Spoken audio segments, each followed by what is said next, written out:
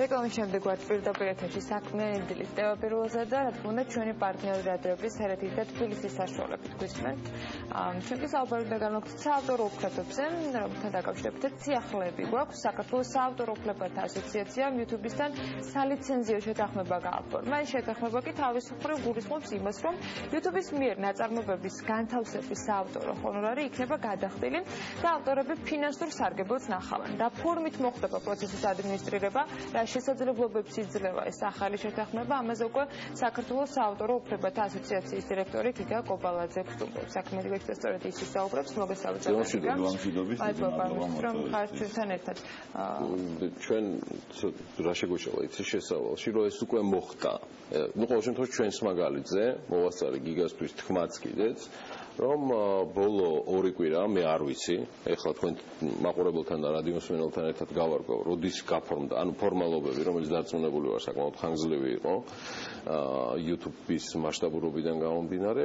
მოკლედ 3-4 ატვირთვა, რომელსაც ჩვენ მუდმივად ვაკეთებთ YouTube-ზე, სადაც ასევე სხვათა შორის live stream-ია და შეგიძლიათ უყუროთ.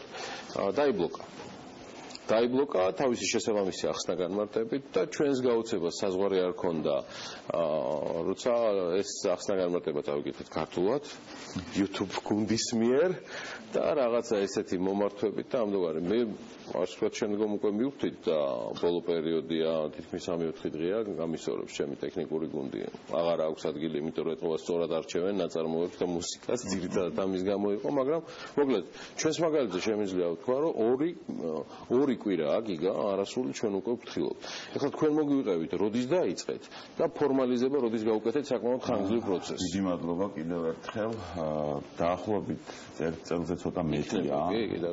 შარშან მაისში დაიწყო მოლაპარაკება YouTube-თან, რომ მომხდარიყო შეთანხმების გაფორმება. საკმაოდ ხანგრძლივი მოლაპარაკება ვაწარმოეთ, ძალიან ბევრი დეტალი გავიარეთ და შევათანხმეთ და სწორედ დაახლოებით ზუსტად 2 კვირის წინ უკვე ოფიციალურად მოვაწერეთ ხელი შეთანხმებას.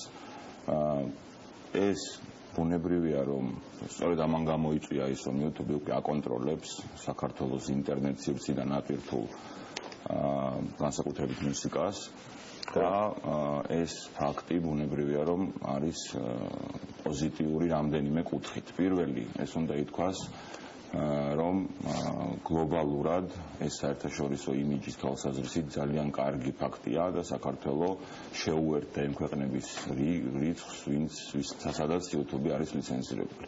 მე მაგალითისთვის შემიძლია გითხრათ, რომ გაცილებით უფრო რთულად იყო დასავლეთ ევროპის ქვეყნებში ამ ლიცენზიის გაფორმებაზე პროცესი, მაგალითად გერმანიამ მხოლოდ შარშან მოახერხა 2016 წელს ამის გაფორმება და 7 წლიანი მათ შორის სასამართლო დავა უძღვოდა ამას ყველაფერს წინ. ჯერ კიდევ არის დარჩენილი ქვეყნები, სადაც YouTube არ არის ლიცენზირებული, განსაკუთრებით პოსტსაბჭოთა სივრცეში და საქართველოს ერთ-ერთი პირველი გახდა, ვინც ამ ლიცენზიას მოაწერა ხელს. პირველი Forbes-ში მინდა ესე ვთქვა, Forbes-ში სტაბილურად ვაქვეყნებთ YouTube-ის ვარსკვლავების რეიტინგს, რომელიც ათეულობით $1 მილიონ ფლობენ, მხოლოდ იმით, რომ YouTube-ზე ვიდეოებს ტვირთავენ. ჩვენ ქართველებს რა შესაძლებლობას აქვს? პირველი უნდა ითქვას, რომ სანამ მონეტიზებაზე გადავიდოდეთ, უნდა ითქვას, რომ ეს ფაქტი ასევე ძალიან მნიშვნელოვანია საზოგადოებრივი ცნობიერების ამაღლების თვალსაზრისით, იმიტომ რომ ძირითადი პრობლემა მაინც ავტორობის კუთხით ჩვენთან არის საზოგადოებრივი ცნობიერების დაბალი დონე და ეს ფაქტი ბუნებრივია, რომ მნიშვნელოვნად შეუწყობს ხელს. რაც შეეხება მესამე და ყველაზე უფრო მთავარ არგუმენტს და შედეგს უფრო სწორად, ეს გახლავთ სწორედ ის, რომ კონკრეტულ მატერიალურ სარგებელს ნახავს ნაწარმოების ავტორი. ერთი რომ ახლა როგორ ხდება ადმინისტრირება, ანუ რა რგოლს გადის YouTube-ი, სადაც ხდება ატვირთვა ნაწარმოებების, ამ ნაწარმოებებს აკონტროლებს ბუნებრივია, აქვს თავისი ბაზა ამ ნაწარმოებებს, შემდეგ ჩვენ გვიგზავნის თუ ანუ თქვენ ხართ რეალურად შემოწმებელი ამ ლიცენზიით გათვალისწინებული სწორედ ასეთი პროცედურა, რომ YouTube-მა უნდა გამოაგზავნოს ეგრეთ წოდებული ანგარიში უნდა ჩაგვაბაროს კონკრეტულ პერიოდში რამდენი ნაწარმოები რამდენი ნაწარმოები აიტვირთა და რამდენჯერ რა მოხდა მათი ნახვა. ამის შემდეგ YouTube იხდის კონკრეტულ საზღაურს ამ ყველაფრისთვის და ეს საზღაური ნაწილდება ამ ნაწარმოებებზე მათი გამოყენების რაოდენობის მიხედვით.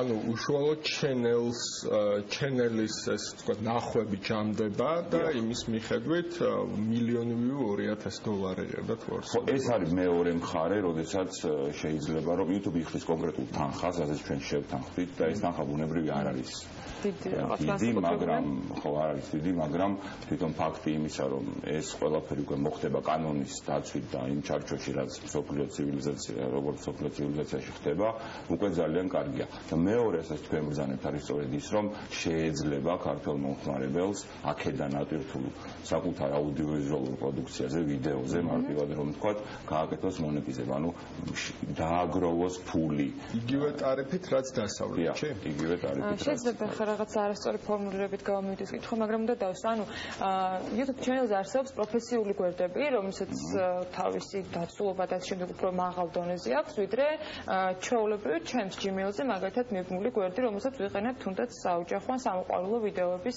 ასატვირთა და შესანახად. აი ამ შემთხვევაში ვიდეო, რომელიც იქნება ფონური მუსიკით ვინმეს კუთვნილი საავტორო უფლებით. როგორ ხდება რეგულირება?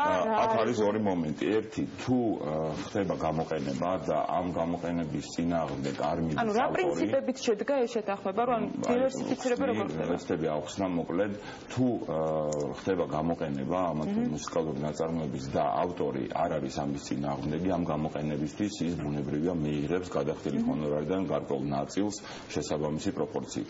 მაგრამ არის მეორე შემთხვევა, რაც ბატონი გიორგი ბრძანებდა, რომ როდესაც ავტორს უკვე გაცხადებული აქვს, რომ მისი ნაწარმოები არ სურს გამოყენებული იქნას YouTube-ზე ნებისმიერი ფორმით, მათ შორის ფონური მუსიკის ფორმით, ამ შემთხვევაში YouTube უკვე წინასწარ, ასე ვთქვათ, გაცხადებული პრეტენზიის საფუძველზე უზრუნველყოფს იმას, რომ ასეთი ნაწარმოების გამოყენება არ მოხდეს, ან თუ მოხდა, შემოიხსნას, როგორც ამ შემთხვევაში მოხდა. ჩვენ შემთხვევაში მოხდა და კიდევ ერთხელ ვამბობ, ეს ისეთია რა, ნორმალურია, არაფერს არ იმოშვებით, ერთ-ერთი იყო Happy Birthday, ნინო ზამბახიძეს რო დაუკარით აქა და მოვიდომეთ ნინოს მიულოცეთ ლაივში დაბადების დღე.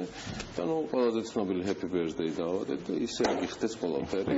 ატვირთვისა ზუსტად 20 წუთში ბლოკი მოვიდა. ეს სწორედ ის შემთხვევა, როდესაც არის იმ სიაში, ლისტში, ასე ვთქვათ, როდესაც ამ ნაწარმოების გამოყენება ამ ფორმით არ სულს ავტორს. რომ მილოცვის ტექსტი ფარავდა მუსიკას. აბსოლუტურად. იცი თავიდან როგორი ეჭვები იყო, ვერ წარმოვიდგენთ, ანუ სად არ წავედით, მაგრამ ნუ ყოველ შემთხვევაში სანამ ინფორმაციას გავიგებთ. ჩვენ წარსულში გქონია ერთეული შემთხვევები, როდესაც ქართველი ავტორის ნაწარმოები მოხვედრილა, ჩვენ ერთეული, ასე ვთქვათ, კონკრეტული кейსებით მიგვიმართავს YouTube-ისთვის და მათ მოუხსნიათ, რადგან ავტორის მოთხოვნა ყოფილა.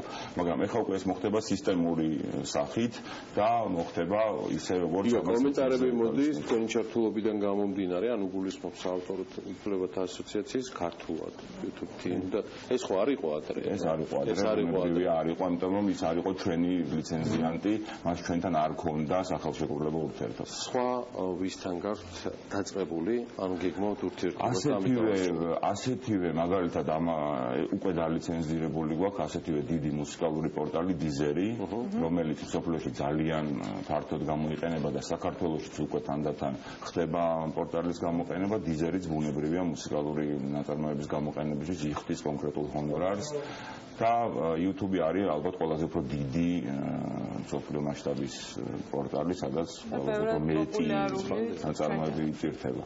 და ეს ბუნებრივია რომ ავტორებს ძალიან გაუადვილებს ერთი საკუთარი ნაწარმოებების ატვირთვას და კიდევ ერთი ფაქტორი, რასაც თვითონ YouTube-ის წარმომადგენლობას აცხადებს, ეს არის ძალიან კარგი შესაძლებლობა თავად უცხოელებისთვის, რომ აღმოაჩინონ YouTube-ის საშუალებით ქართველი ავტორები. არის სპეციალური ჯგუფი, რომლებიც სწორედ აი ამ გზით, ამ საშუალებით ახდენს იდენტიფიცირებას ამა თუ იმ ნაწარმოებების, ამა თუ იმ ავტორების და შემდეგ მათთან ამყარებს კონკრეტულ ურთიერთობას. რატო, ანუ ადრე რატო არ იყო ეს შესაძლებლობა? ხო, მაინც ამ პლატფორმაზე იყვნენ ქართველები. იყვნენ, მაგრამ ეს პლატფორმა არ იყო, ასე ვთქვათ, იმ ქსელში, სადაც ხდება ოფიციალურად ამ ყველაფრის ნახვა და მაინც ითვლებოდა, რომ საქართველოში ეს არის მეკობრული პროდუქტი და შესაბამისად მეკობრული პროდუქტის მიმართ ნდობა და ყურადღება გაცილებით ნაკლებია, ვიდრე დიდი მადლობა. წარმატებები გიგა კობოლაძის, წარმატებები საქართველოს საავტორო უფლებათა ასოციაციას.